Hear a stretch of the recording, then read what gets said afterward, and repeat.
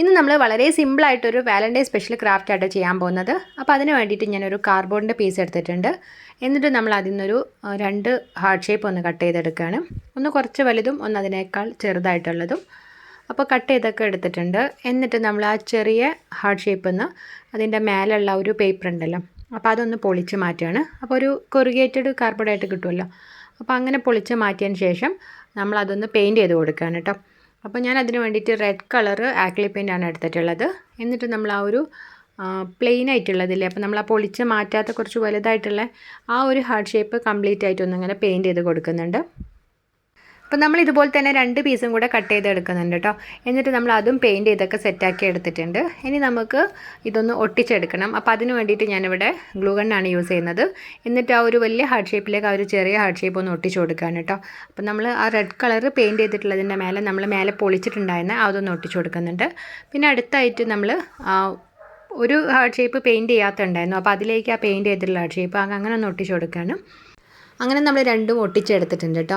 ഒരു Valentine special ഒരു കുക്കീസിൻ്റെ ഒക്കെ ഒരു രീതിയിലാണ് കെട്ടിയിട്ടുള്ളത്. ഇനി നമ്മളൊരു ജൂട്ട് ത്രെഡാണ് എടുത്തിട്ടുള്ളത്. എന്നിട്ട് അതിനൊരു പീസ് കട്ട് ചെയ്തിട്ട് ഒരു കുഞ്ഞു ബോ പോലെ ഉണ്ടാക്കിയിട്ടൊന്ന് ഒട്ടിച്ച് കൊടുക്കുകയാണേ. അപ്പോൾ അതിന് കുറച്ചും കൂടി ഒരു ഭംഗിയുണ്ടാവും. അപ്പോൾ ഒട്ടിക്കുന്ന സമയത്ത് നമ്മളെ കയ്യിൽ ബട്ടനൊക്കെ ഉണ്ടെന്നുണ്ടെങ്കിൽ, ഒഴിവാക്കിയ ബട്ടനൊക്കെ ഉണ്ടാവില്ല പഴയ ഡ്രസ്സിൻ്റെ ഒക്കെ, അപ്പോൾ അത് ഉണ്ടെന്നുണ്ടെങ്കിൽ അതും കൂടെ ഇതിൻ്റെ നടുക്കൊന്ന് ഒട്ടിച്ച് കൊടുക്കുക കേട്ടോ. അപ്പോൾ കുറച്ചുകൂടി നല്ലൊരു ഭംഗി ഉണ്ടാവും. അപ്പോൾ ഞാൻ ഇതിലേക്ക് ഒരു റെഡ് കളർ ബട്ടനാണ് ഒട്ടിച്ച് കൊടുക്കുന്നത്.